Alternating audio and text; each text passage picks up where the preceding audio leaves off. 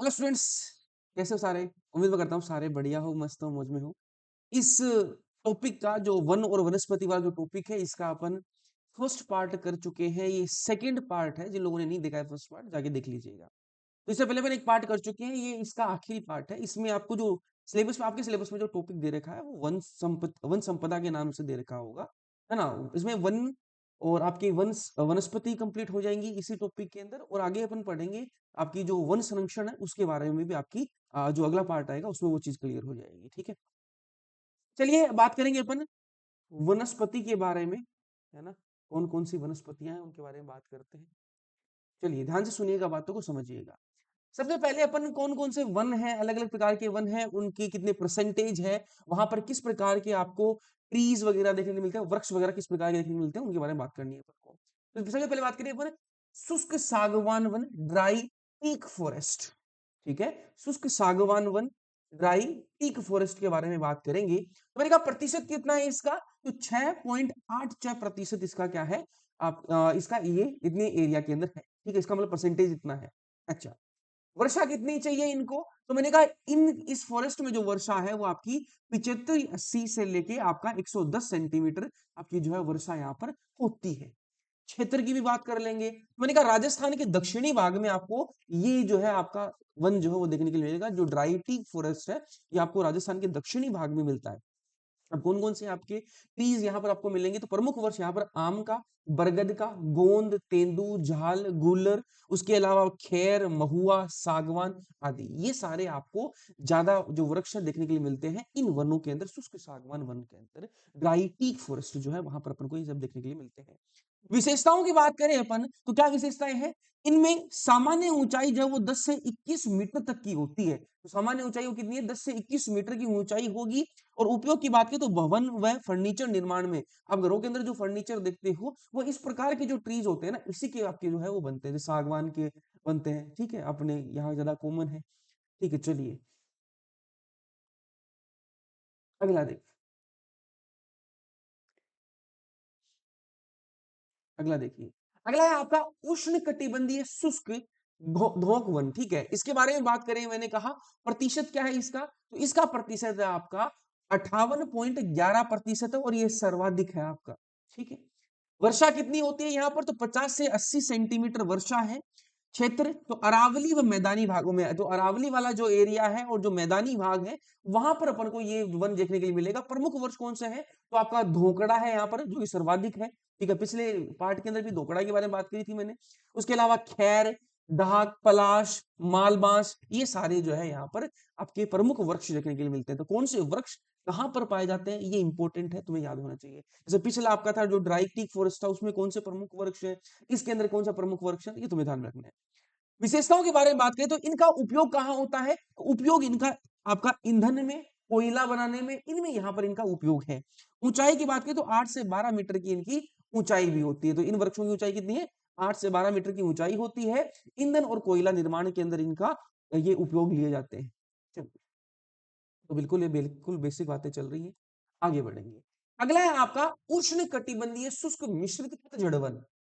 ठीक है, उष्ण कटिबंधीय शुष्क मिश्रित पतझड़ वन है। इसका प्रतिशत कितना है, उससे कम है। 58 तो सबसे ज्यादा है, सर्वाधिक है। इसका 28 से 38% ये आपका परसेंटेज अगर कवरेज देखें अपन, तो 28.38% ये है।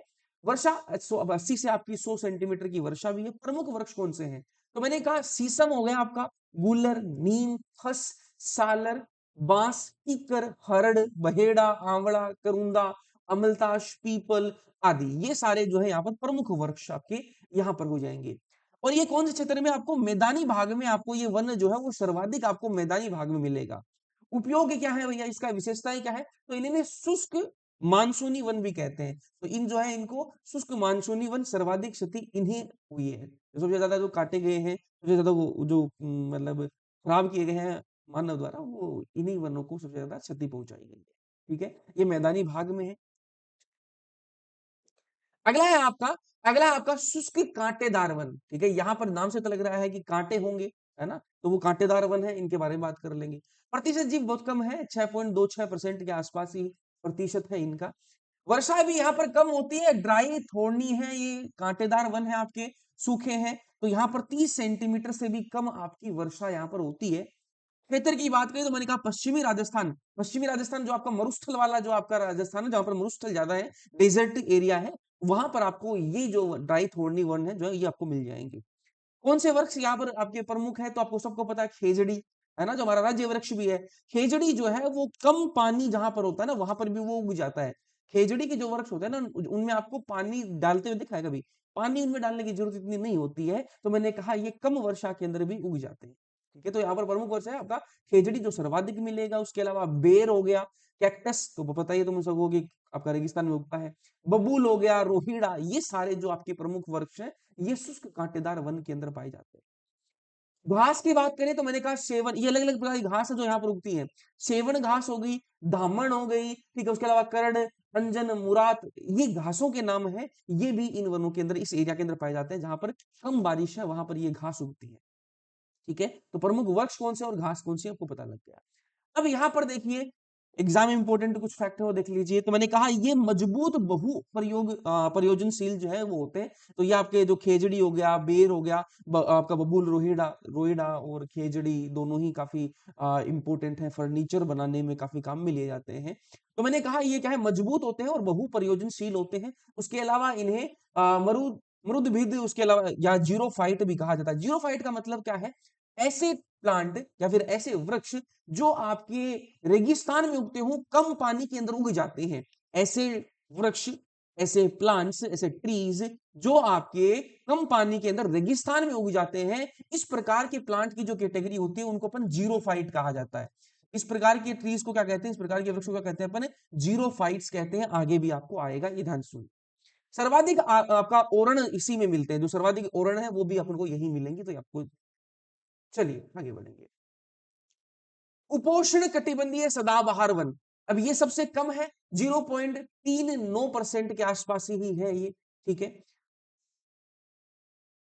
वर्षा यहाँ पर 120 से 150 सेंटीमीटर के आसपास वर्षा है।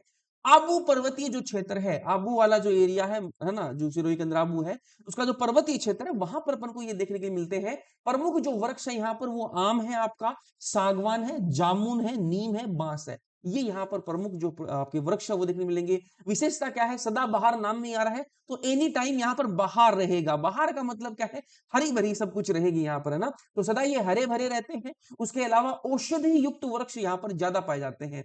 ऐसे प्लांट जो औषधि में काम, मतलब दवाइयां जिनकी बनती हैं, वो यहाँ पर इन वनों के अंदर ज्यादा देखने मिलेंगे। कुल यहाँ पर 830 प्रकार की वनस्पतियां पाई जाती हैं। ये तो मैंने प्रमुख बता दिया आपको वृक्ष, बाकी कुल आपकी 830 प्रकार के प्लांट्स जो है वो यहाँ पर पाए जाते हैं, उष्ण कटिबंधीय आपके जो सदाबहार वन है इनके अंदर। चलिए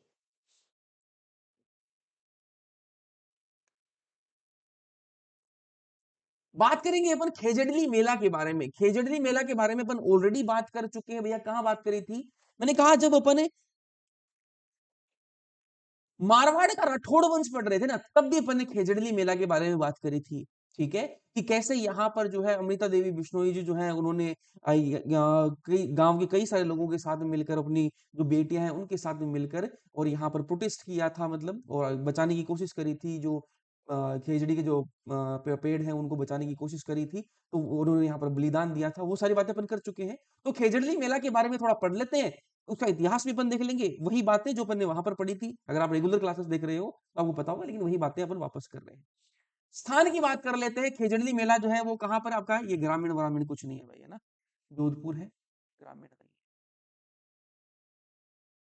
तो जोधपुर जिले के अंतर्गत खेजड़ली ग्राम में, जोधपुर जिले में आपका खेजड़ली जो गांव है वहां पर ये स्थित है। जब बाद में ये आपको पीडीएफ फॉर्म में मिले तो यहाँ पर शायद ग्रामीण रह जाएगा, तो उसको काट देना भाई, है ना, ये मैं आपको अभी बोल रहा हूँ वर्बली, ध्यान में।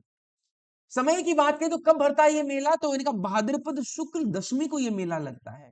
कब लगेगा, भाद्रपद शुक्ल आपके दशमी को ये मेला लगता है। विशेषता क्या है, ये विश्व का एकमात्र वृक्ष मेला है भाई। वृक्षों के लिए कोई मेला हो रहा है तो आपके पूरे विश्व में एक ही मेला है, वो खेजड़ली मेला है। ठीक है, अब इतिहास देख लेते हैं। तो इस दिन संवत 1787 संवत में देखे अपन, विक्रम संवत में देखे, और सन में देखे अपन तो 1730, दोनों याद होनी चाहिए तुम्हें। अगर वो संवत में पूछे तो 1787 में हुआ था, और अगर आपको सन में पूछे तो आपको 1730 याद रखना है। में खेजड़ी के वृक्ष जो है उनकी रक्षा के लिए अमृता देवी बिश्नोई जो है उनके नेतृत्व में 363 स्त्री पुरुषों ने अपने प्राण की आहुति यहाँ पर दी थी, और वहीं पर ये खेजड़ली मेला जो है वो बना। ठीक है, कब भरता है तिथि तुम्हें याद होनी चाहिए, जोधपुर जिले के अंतर्गत खेजड़ली गांव में ये भरता है। चलिए थोड़ा और आगे बात करते हैं, इसके इतिहास के बारे में बात करेंगे। तो खेजड़ली आंदोलन जो है वो महत्वपूर्ण तथ्य उसके बारे में कुछ, उस टाइम पे जो शासक हुआ करते थे वो शासक थे खेजड़ली आंदोलन के समय जो जोधपुर के शासक थे वो अभय सिंह जी थे। ठीक है, मंत्री जो अभय सिंह के जो थे वो कौन थे, गिरधारी सिंह, जिनको भेजा गया था, अभय सिंह जी ने भेजा था कि भैया इन वो रिनोवेशन चल रहा है तो रिनोवेशन करवाना मतलब मरम्मत करवानी है, तो आपको लकड़ी चाहिए, लकड़ी आप लेके आइए, है ना। तो यहाँ पर पवित्र स्थल खेजड़ली ग्राम विश्नोई समाज का पवित्र स्थल है, और विश्नोई समाज जो है वो नेचर के काफी क्लोज माना जाता है, और वो लोग जो है जैसे अब नेचर में आपकी आपकी जो वृक्ष है ये तो आती है, उसके अलावा जानवरों से भी काफी प्रेम है, तो ये इनका मतलब ये पहले से प्रोटेक्ट करते आ रहे हैं, है ना, नेचर प्रेमी है। तो शहीद की बात करें तो सन 1730 ईस्वी में कुल 363 लोग यहाँ पर शहीद हुए थे। ठीक है, जिनमें से 69 महिलाएं थी और 294 पुरुष थे, और यहाँ पर अमृता देवी जो है उनकी 3 बेटियां भी थी जिनके नाम है आशु, भागु और रत्ना या फिर रत्नी। ठीक है, तो ये जो है इन्होंने ये भी शहीद हुई थी यहाँ पर, है ना। तो ये 363 लोग जो है यहाँ पर शहीद हुए थे। ये खेजड़ली आंदोलन आंदोलन के बारे में, खेजड़ली मेला कब भरता है, ये सारी बातें यहाँ से क्लियर हो गई। अब यहाँ पर अवार्ड भी दिया जाता है, उस अवार्ड के बारे में बात कर लेंगे, है ना। अवार्ड क्या है, क्या अवार्ड दिया जाता है भैया, तो मैंने कहा खेजड़ली दिवस और पुरस्कार के बारे में बात करेंगे। खेजड़ली दिवस जो है वो 1978 ईस्वी में 1978 में 12 सितंबर को खेजड़ली दिवस के रूप में मनाया जाता है। तो आपका 1978 से ये स्टार्ट हुआ है खेजड़ली दिवस। 12 सितंबर को हर साल जो है खेजड़ली दिवस जो मनाया जाता है, पूछ लेगा डायरेक्ट क्वेश्चन, खेजड़ली दिवस कब आता है, तो कब आता है, 12 सितंबर को आता है। कब इसकी शुरुआत की गई, तो 1978 में इसकी शुरुआत की गई। उसके अलावा अमृता देवी मृगवन खेजड़ली जो है आपका ये यहाँ पर है, उसके अलावा मृगवन ये बनाया गया है। उसके अलावा पुरस्कार है वन संरक्षण के क्षेत्र में, जो लोग वन संरक्षण के क्षेत्र में काम करते हैं उनको अवार्ड दिया जाता है। अमृता देवी बिश्नोई जी के नाम से वो अवार्ड जो है वो दिया जाता है। तो यहाँ पर वन संरक्षण के क्षेत्र में अमृता देवी स्मृति पुरस्कार जो है वो दिया जाता है। ठीक है, उसके अलावा कुछ आप ध्यान में रखना कि भाद्रपद शुक्ल दशमी को और क्या मेला भरता है, तो खेजड़ली मेला तो भरता ही है। उसके अलावा खरनाल में, और खरनाल जो नागौर में है, परबतसर डीडवाना कुचामन में वीर तेजाजी मेले का आयोजन भी होता है। ये भी तुम्हें ध्यान में रख लेना है, ऑलरेडी पढ़ चुके हैं अपन ये बातें, लेकिन यहाँ पर आई तो वापस बता दी।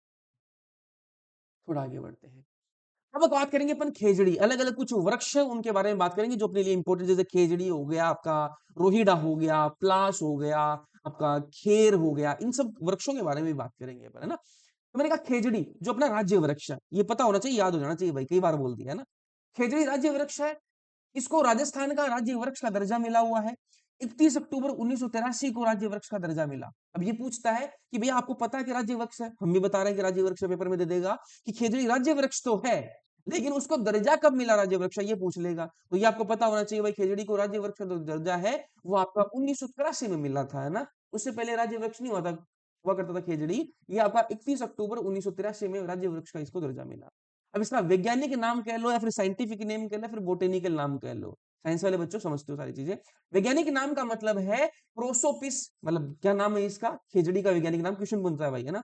तो प्रोसोपिस सिनेरेरिया, ठीक है, ये प्रोसोपिस सिनेरेरिया इसका क्या है, आपका खेजड़ी का वैज्ञानिक नाम है, जो तुम्हें याद होना चाहिए। उपनाम भी है इसके कुछ, जैसे राजस्थान का गौरव इसको कहा जाता है, राजस्थान का कल्प वृक्ष इसको कहा जाता है, आपका आपके रेगिस्तान या फिर मरुस्थल का इसको कल्प वृक्ष कहा जाता है। तो ये उसकी नाम है किसके, खेजड़ी के। क्या याद रखना तुम्हें, खेजड़ी का साइंटिफिक नेम याद होना चाहिए, प्रोसोपिस सिनेरेरिया, और राजस्थान का गौरव इसका उपनाम है, राजस्थान का कल्प वृक्ष इसको कहा जाता है, रेगिस्तान का कल्प वृक्ष इसको कहा जाता है, तो ये इसके उपनाम हो।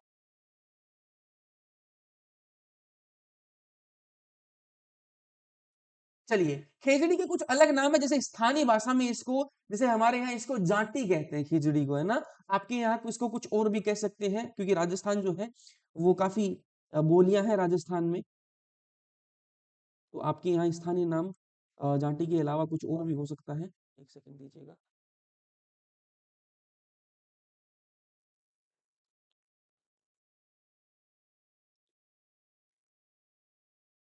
चलिए, तो स्थानीय नाम जो स्थानीय भाषा में इसको जाटी, शिमलो सिमलो इसको कहा जाता है। उसके अलावा वेदों और संस्कृत में इसको शमी वृक्ष कहा गया है ना। उसके अलावा सिंधी में इसको छोकड़ो कहते हैं, तमिल में इसको पे में, ठीक है, और कन्नड़ में इसको बन्नी कहा जाता है। तो ये इसके अलग अलग भाषाओं में कुछ नाम है, तो तुम्हें पता होना चाहिए। क्वेश्चन बन सकता है यहाँ से स्थानीय भाषा में क्या कहते हैं, ठीक है। चलिए, तो आप लोगों को लगता है कि कई कई बार कि भैया इतना आसान कैसे आ सकता है भाई, ठीक है, इतना आसान ही आता है, लेकिन जब एक सारा सिलेबस आएगा तब हवा नहीं लगती है ना। तो आप आजकल देखते हो रील वील में कि क्वेश्चन बहुत हार्ड आ रहे हैं, आरपीएससी ने ये क्वेश्चन दे दिया, वैसा दे दिया, वैसा ही दे दे आपका, अगर जो आपका जो बोर्ड है अगर वो अभी वैसा ही दे दे, है ना, आरएसएस में भी वैसा ही बोर्ड अगर पेपर देती है, फिर तो कुछ नहीं कर सकते भाई। वरना इसमें से आया तो कोई दिक्कत नहीं है ना। अगर वो सही दिमाग से पेपर बनाया उन्होंने, अच्छे दिमाग में रह के, तब तो अलग बात है। अब वो कह दें कि भाई इस फलाने आंदोलन में कौन सा आपका वाद्य यंत्र बजा दिया, फिर तो कुछ नहीं होना, कुछ नहीं कर सकते, ना आप कर सकते हो ना मैं कर सकता हूँ कुछ, ठीक है। आओ रोहिड़ा के बारे में बात करते हैं। राज्य पुष्प है रोहिड़ा। राज्य पुष्प पूछे तो रोहिड़ा बताओगे, राज्य वृक्ष पूछे तो खेजड़ी बताओगे, कोई दिक्कत नहीं है। राज्य पुष्प का दर्जा इसको कब मिला, वही जब खेजड़ी को मिला तब भी इसको मिला था। तो राजस्थान का राज्य पुष्प है। कब इसको दर्जा मिला, तो मैंने कहा 31 अक्टूबर ये 1983 में इसको भी दर्जा मिला। तो ये तिथि, ये जो डेट है तुम्हें ये याद रखने में दिक्कत नहीं होगी। क्यों नहीं होगी, मैंने कहा आपके राज्य वृक्ष और राज्य पुष्प दोनों को एक साथ दर्जा मिला था 31 अक्टूबर 1983 को। वैज्ञानिक नाम क्या है इसको, तो टीकोमेला अंडुलेटा, ठीक है, टीकोमेला अंडुलेटा इसका क्या है, ये आपका वैज्ञानिक नाम है जो तुम्हें ध्यान में रखना है रोहिड़ा का। अब रोहिड़े के कुछ उपनाम है, जैसे इसको राजस्थान का सागवान कहा जाता है। क्यों कहते हैं राजस्थान का सागवान, काफी मजबूत होता है रोहिड़ा। रोहिड़े के फर्नीचर बनाने की मतलब काफी महंगे बनते हैं फर्नीचर, क्योंकि रोहिड़ा महंगा होता है। तो रोहिड़े के फर्नीचर बनते हैं जो काफी मजबूत माने जाते हैं। तो रोहिड़ा काफी मजबूत है, राजस्थान का सागवान कहते हैं। मारवाड़ का टीक कहा जाता है इसको। राजस्थान का मरुशोभा कहते हैं। रंग कैसा होता है इसका, तो आपका ये ऑरेंज और रेड, थोड़ा येलो ऐसा मिक्स सा होता है, इसको हिरमिच रंग कहते हैं ना। तो ये हिरमिच रंग का होता है, ठीक है। उसके अलावा उपयोग क्या है, तो इसकी लकड़ी बंदूक की बट बनाने में काम आती है। इतनी ये क्या है आपका मजबूत है कि बंदूक आपने देखी होगी सबने, उसके पीछे जो लकड़ी वाला पार्ट होता है ना पीछे, उसको बट कहा जाता है। तो बंदूक की जो बट है उसको बनाने में काम में लिया जाता है, क्योंकि मजबूत होता है ये टोयडा, ठीक है।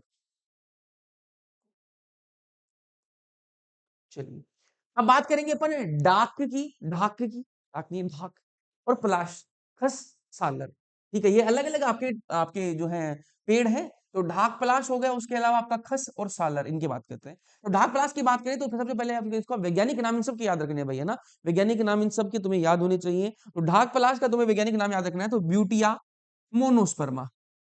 क्या है, ब्यूटिया मोनोस्पर्मा। ब्यूटी आप ये समझ लो कि सुंदर होता है ना। पलाश के जो फूल होते हैं ना बहुत सुंदर होते हैं दिखने में, तो आप दूर से देखते हो तो काफी अच्छे लगते हैं, ठीक है। तो ये क्या है आपका ब्यूटिया मोनोस्पर्मा, इसका साइंटिफिक नेम है, वैज्ञानिक नाम है। उपनाम की बात करें तो जंगल की आग कहा जाता है। क्यों कहते हैं, अगर पलाश के काफी सारे आपके वृक्ष हैं और उनके फूल सब पे आए हुए हैं, तो आप दूर से देखते हो और हवा के अंदर अगर वो लहरा रहे हैं तो आपको लगता है कि आग की लपटें उठ रही हैं, इसलिए इसको क्या कहते हैं, जंगल की आग कहा जाता है, फाल्गुन का पाखुन कहा जाता है। ये उसके उपनाम है। सर्वाधिक कहां मिलेंगे, तो बनास के बेसिन में मिलेंगे आपको ये वाले डाक राग और पलाश। खस की बात करें तो खस जो है वो एक सुगंधित घास है, सुगंध आती है इसमें अच्छी, है ना। मैंने कहा खस का उपयोग क्या है, तो सुगंध आती है तो इसको इत्र बनाने में काम में लेंगे अपन, सेंट वेंट बनाने में, इत्र बनाने में काम में लेंगे, ठीक है। सर्वाधिक कहाँ है, तो भरतपुर, टोंक, सवाई माधोपुर, करौली और अजमेर में आपको ये ज्यादा देखने के लिए मिलेगा, खस, ठीक है। तो ये क्या है आपकी एक सुगंधित घास है। एक सेकेंड, किसका,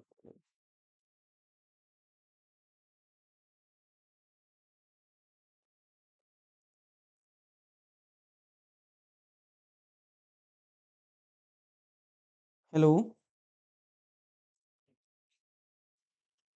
ठीक है। तो ये क्या है आपका सर्वाधिक आपको भरतपुर, टोंक, सवाईमाधोपुर और आपका करौली और अजमेर में आपको देखने के लिए मिलेगा। चलिए आगे बात करें अपन, तो सुनिएगा। राजस्थान की कुछ प्रमुख घासें हैं, जैसे ये एक बांस, ये घास है, ठीक है। तो आपकी ये इसको बैम्बू हटा देना, ठीक है। तो बांस जो है आपका, ये घास की बात हो रही है, तो वैज्ञानिक के नाम बेम्बुआ बैम्बू। उसके अलावा उपनाम क्या है, आदिवासियों का हरा सोना कहा गया है इसको, है ना। विशेषता क्या है, सबसे लंबी घास है ये। सर्वाधिक आपको बांसवाड़ा में देखने के लिए मिलती है, सर्वाधिक कहाँ मिलेगी आपको, बांसवाड़ा में। अब अगली है आपकी सेवण, ये भी घास है। सेवण क्या है, ये भी घास है। वैज्ञानिक नाम क्या है आपका, याद रखना है तुम्हें, लसियूरस, उसके अलावा लसियूरस सिडिकुस, है ना, लसियूरस सिडिकुस, ये इसका साइंटिफिक नेम है। स्थानीय जो नाम है वो इसका लीलोड़ इसको कहा जाता है। तो ये घास है, कुछ प्रमुख घासें हैं तो देख लो भाई। अब बात करेंगे अपन किसकी, अगली कुछ प्रमुख घास है, जैसे ब्राह्मण। ब्राह्मण जो है ये कहा जाता है कि इसमें काफी सारा आपका प्रोटीन वोटीन काफी सारा होता है इसके अंदर, ब्राह्मण के अंदर। तो ये जो है आपके जो पशु हैं उनके लिए सबसे बेस्ट घास मानी जाती है, जो दुधारू पशु है उनके लिए बेस्ट मानी जाती है। तो दुधारू पशु इसको खाएगा तो दूध काफी बढ़िया मिलेगा, उसके अंदर प्रोटीन वोटीन बढ़िया आएगा, ठीक है। तो दुधारू पशुओं के लिए उपयोगी है ये। और इसकी जो जड़ होती है ना, ब्राह्मण की जो जड़ होती है वो मेडिसिन बनाने में काम मिल जाती है। और जड़ का जो उपयोग है वो मधुमेह रोग में काम मिल जाता है, तो आपका डायबिटीज जिसको कहते हैं, पर उस डायबिटीज के अंदर काम मिल जाता है आपका, मधुमेह रोग में इसकी जड़ जो है उसको काम मिल जाता है दवाई वगैरह बनाने में, ब्राह्मण। अगला है आपका मोपन। मोपन ये भी घास है। तो ये जिम्बाब्वे से आयातित घास है ना, तो ये अपने इंडिया में नहीं थी, लेकिन इसको जिम्बाब्वे से इसको इंपोर्ट किया गया है, इस घास को। निपन, मोपन और निपन, निपन की बात करें तो ये जापान से आयातित घास है, इसको जापान से लाया गया था, है ना। तो ये आपकी आयातित घास हो गई। और ये कुछ प्रमुख घासें हैं जिनकी अपन ने बात करी। अब बात करेंगे अपन अलग अलग कुछ आपके टाइप की कुछ वनस्पतियां हैं उनके बारे में बात करेंगे। जैसे अपन ने थोड़ी देर पहले बात की, जो मरुस्थल में कम पानी में उग जाती हैं उनको अपन जीरोफाइट कहते हैं। वैसे अपन देख लीजिए मरुदभिद, मरुदभिद जो आपकी मरुस्थल वाले एरिया में उग जाते हैं, जो कम पानी के अंदर उग जाती हैं, उनको अपन जीरोफाइट कहते हैं, फिर मरुदभिद कहते हैं। तो मरुस्थलीय क्षेत्र में जो उगती हैं, मरुस्थलीय क्षेत्र कौन सा, राजस्थान में जो पश्चिमी राजस्थान है वो मरुस्थल वाला, जैसलमेर हो गया आपका, ये आपका जो है पश्चिमी राजस्थान है। तो यहाँ जैसलमेर बाड़मेर वाला जो एरिया है ये पश्चिमी राजस्थान है। तो यहाँ पर जो है आपको ये मरुदभिद में जो उगेंगे वो आपके जीरोफाइट प्लांट हो जाएंगे, मरुदभिद या फिर जीरोफाइट, और ये पश्चिमी राजस्थान में मिलेंगे। लवणोद्भिद, लवणोद्भिद लवण वाले क्षेत्र में उगने वाले, लवण मतलब जहां पर थोड़ा आपका खारी जमीन खारा पानी जो होगा वहां पर उगने वाले आपके प्लांट होंगे वो लवणोद्भिद कहेंगे, या फिर उनको हेलोफाइट कहते हैं अपन। तो दलदली क्षेत्र जहां पर थोड़ा नमक की मात्रा है, दलदली क्षेत्र है। तो सांबर झील के आसपास, सांबर झील आपको पता है नमकीन है, ठीक है। सांबर झील क्या है, नमकीन है। हेलो, हाँ खोलूं गेट। चलिए, तो यहाँ पर देखिए अपन जीरोफाइट और हेलोफाइट की बात कर रहे थे। तो मैंने कहा हेलोफाइट जो है वो होंगे जो आपके लवणीय क्षेत्र या फिर आपके दलदली क्षेत्र में जो आपके जो वृक्ष उगते हैं उनको अपन हेलोफाइट कहेंगे, या फिर अपन लवणोद्भिद कहेंगे। तो ये दलदली क्षेत्र और जो सांबर के आसपास का एरिया आपको पता है वो लवण वाला एरिया है। तो जो सांबर झील है उसके किनारे, ठीक है। उसके अलावा आपका शैलो उद्भिद, शैल किसको कहते हैं, आपके जो चट्टाने होती है उनको ऊपर शैल कहते हैं। तो यहाँ पर देखिए लिथोफाइट्स या फिर शैलोउद्भिद है। तो चट्टानों और गुफाओं में जो उगेंगे ना उन वनस्पतियों को अपन शैलोउद्भिद या फिर लिथोफाइट्स कहेंगे। जलोद्भिद की बात करें अपन हाइड्रोफाइट्स, ठीक है, जलोद्भिद या फिर हाइड्रोफाइट्स, ये जल या जल से ढकी जो मृदा है, ऐसी मिट्टी जिसपे जल की जो है वो परत लगी हुई है, जल उसके ऊपर मिट्टी के ऊपर, वहां पर उग रहे हैं उनको अपन जलोद्भिद या फिर हाइड्रोफाइट्स कहेंगे। पानी से दोनों से समझ में आ ही रहा है। उसके अलावा आपका समोद्भिद मीजोफाइट्स कहेंगे, है ना, अंग्रेजी में। सामान्य ताप और आर्द्रता वाले जो क्षेत्र है जहां पर लगभग नॉर्मल सा टेम्परेचर रहता है, सामान्य टेम्परेचर रहता है वहां पर, और वहां पर जो है आपको उसके अलावा आर्द्रता है मतलब नमी है वहां पर, ऐसे एरिया में जो उग रहे हैं उनको अपन मीजोफाइट्स कहेंगे। फिर है आपका क्रायोफाइट्स। क्रायोफाइट्स कौन सा, जो बर्फीले क्षेत्र में जो आपकी वनस्पति उगेगी, जो बर्फीला क्षेत्र है उसके अंदर जो आपके वृक्ष उग रहे हैं, जो वनस्पति उग रही है बर्फीले प्रदेश में, उसको अपन क्रायोफाइट्स कहेंगे। शीतोत्विद, ये सेक्रोफाइट्स कहते हैं अंग्रेजी में। ये टुंड्रा और जो बर्फीले जो शिखर है वहां पर उगेंगे उनको सेक्रोफाइट्स कहेंगे, ठीक है। तो ये अलग अलग वनस्पतियों के प्रकार है जो अपन को पता होने चाहिए। आगे बढ़ेंगे, अब कुछ और वृक्ष है जिनके बारे में अपन को बात करनी है, जैसे फेर वृक्ष हो गया, तेंदु हो गया। फेर वृक्ष की बात करें तो वैज्ञानिक नाम है इसका अकेशिया कटेचु। वैज्ञानिक नाम तुम्हें सबके पता होना चाहिए जितने बार पढ़ेंगे। अकेशिया कटेचु इसका क्या है, वैज्ञानिक नाम है। सर्वाधिक कहां मिलेगा, ये दक्षिणी राजस्थान में मिलेगा। ये दक्षिणी राजस्थान कौन सा, ये आपका उदयपुर हो गया आपका, है ना, सलूम्बर हो गया, चित्तौड़गढ़, झालावाड़, बूंदी, कोटा, ये वाला जो एरिया है ये आपका दक्षिणी राजस्थान में आता है। तो यहाँ पर अपन को खेर जो है वो देखने की मिलेगा। उपयोग क्या है, कत्था एकत्र करना, है ना। तो कत्था जो है वो, कत्था क्या होता है, आपने पान देखा होगा, पान के ऊपर कत्था जो है वो लगाया जाता है। तो मैंने कहा कत्था जो है ना वो एकत्र जो है यहाँ पर इसका किया जाता है। ये कथोड़ी जनजाति जो है वो करती है, कथोड़ी जनजाति याद रखना। कथोड़ी जनजाति जो कत्था एकत्रित करती है और ये हांडी प्रणाली से करती है, ये भी ध्यान में रखना। कौन सी प्रणाली से करती है, हांडी प्रणाली से करती है। तेंदु की बात करें अपन तो वैज्ञानिक नाम है इसका डिसोप्रोस, आपका मेलनो मेलनोक्सेलोन, ठीक है, डिसोप्रोसेस डिसोप्रोस मेलनो मेलनोक्सलोन, ठीक है, थोड़ा सा प्रोनाउंसिएशन सर्वाधिक आपको ये इंग्लिश में होता तो अपन ज्यादा अच्छे से कर पाता, हिंदी में लिखा हुआ है थोड़ा सा मुश्किल। सर्वाधिक की बात करें तो प्रतापगढ़ और उसके आसपास वाले एरिया में आपको तेंदु देखने को मिलेगा। ये बीड़ी उद्योग में इसका यूज है, कहां पर, तेंदु का याद रखना बीड़ी उद्योग में उपयोग है ना। चलिए कुछ और बातें हैं, अब बात करेंगे अपन किसके बारे में, महुआ के बारे में, है ना।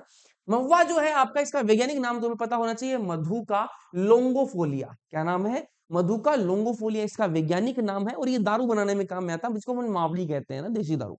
सर्वाधिक जो है ये दक्षिणी राजस्थान में मिलेगा, दक्षिणी राजस्थान वही आपका उदयपुर, सोलंपुर, आपका जो कोटा बूंदी वाला एरिया जो है, प्रतापगढ़, डूंगरपुर, बांसवाड़ा, ये वाला एरिया जो है। उपनाम की बात करें तो ये आदिवासियों का कल्प वृक्ष इसको कहा जाता है, जो आपका महुआ है इसको आदिवासियों का कल्प वृक्ष कहते हैं। उपयोग क्या है, देसी शराब बनाने में, और जो महुआ से बनी जो देसी शराब होती है उसको मावड़ी कहते हैं, ये ध्यान में तुम्हें होना चाहिए, वेरी इंपॉर्टेंट फैक्ट। चलिए आगे बढ़ेंगे, बातों को थोड़ा और आगे बढ़ाते हैं। सागवान, ठीक है, सागवान के बारे में बात करें, मैं तुम्हें एक गाना सुना देता हूँ, ठीक है, लेकिन नहीं वो नहीं सुनाएंगे, थोड़ा अलग अलग। सागवान के बारे में बात की तो अंग्रेजी में इसको टीक कहते हैं, वैज्ञानिक नाम क्या है इसका, तो टेक्टोना ग्रैंडिस इसका क्या है, वैज्ञानिक नाम है टेक्टोना ग्रैंडिस। सर्वाधिक आपको प्रतापगढ़, बांसवाड़ा, उदयपुर, सलुम्बर में मिलेगा आपको। अभ्यारण्य की बात करें तो सीता माता अभ्यारण्य में सर्वाधिक होते हैं, कहां पर होते हैं, सीता माता अभ्यारण्य में सर्वाधिक होते हैं। फर्नीचर और भवन निर्माण में सर्वाधिक उपयोग होता है। सागवान के बारे में मैं अपने को सबको पता है कि सागवान का फर्नीचर भी काफी महंगा मिलता है, क्यों मिलता है महंगा, क्योंकि आपका मजबूत होता है सागवान ज्यादा, और फर्नीचर और भवन निर्माण में सर्वाधिक इसी का उपयोग होता है। चलिए कुछ महत्वपूर्ण आपकी वनस्पतियां हैं, जैसे चमड़ा साफ करने में जो उपयोगी है, चमड़े को साफ करने में जो उपयोगी आपकी वनस्पति है, वो जामुई आंवला जो है वो है आपकी। रेशम के कीड़े पाले जाते हैं, कहां पर पाले जाते हैं, सहतूत पर पाले जाते हैं। टसर रेशम के लिए उपयोगी जो वृक्ष है वो आपका है अर्जुन। अब ये ध्यान में रखना है, यहाँ पर बहुत इंपॉर्टेंट बात आ रही है। एक तो होगी आपकी रेशम और एक टसर रेशम। अब रेशम के भी अलग अलग प्रकार होते हैं, तो अपने एक को जो ध्यान में रखने की, तो रेशम एक टसर रेशम। तो रेशम के जो कीड़े हैं ना वो कहां पर आपको मिलेंगे, वो सहतूत पर मिलेंगे। और टसर रेशम के लिए जो उपयोगी वो आपका अर्जुन का वृक्ष होता है ना, वो आपका टसर रेशम के लिए उपयोगी होता है। लाख का कीड़ा जिसको अपन लेसीफर लक्का कहते हैं, ठीक है, ये लाख के कीड़े का नाम है लेसीफर लक्का, ठीक है। तो ये जो है आपका पाला जाता है किस पे, बेर जो होता है ना आपका उस पे। उसके अलावा आपका बायोडीजल जो इजरायली पौधा है जिससे बायोडीजल बनाया जाता है, जो है आपका जोजोबा जोजोबा होहोबा। उसके अलावा पान के खेत कहलाते हैं आपके बजेड़ा। उसके अलावा रेगिस्तानी पौधा मोपेन, जिम्बाब्वे से लाया गया, थोड़ी देर पहले बात की मोपेन के बारे में, ये जिम्बाब्वे से लाया गया था, है ना। दैट्स इट, धन्यवाद, ठीक है।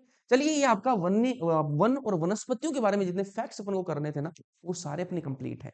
तो अपन अगले जो टॉपिक होगा उसमें अपन वन अभ्यारण्य के बारे में बात करेंगे, जो वन संरक्षण भी आ जाएगा उसी के अंदर, है ना। तो आप अगला जो है वो अलग से टॉपिक मैं बनाऊंगा वन्य अभ्यारण्य, उसके अंदर आपको वन संरक्षण भी देखने के लिए मिल जाएगा, ठीक है। चलिए मैं होपफुली आपको समझ में आया होगा, इससे पहले वाला पार्ट अगर आपने नहीं देखा वो भी देख लीजिएगा। चलिए मिलते हैं अपन अगले लेक्चर्स के अंदर, तब तक के लिए पढ़ते रहना, मस्त रहना, ओके, बाय।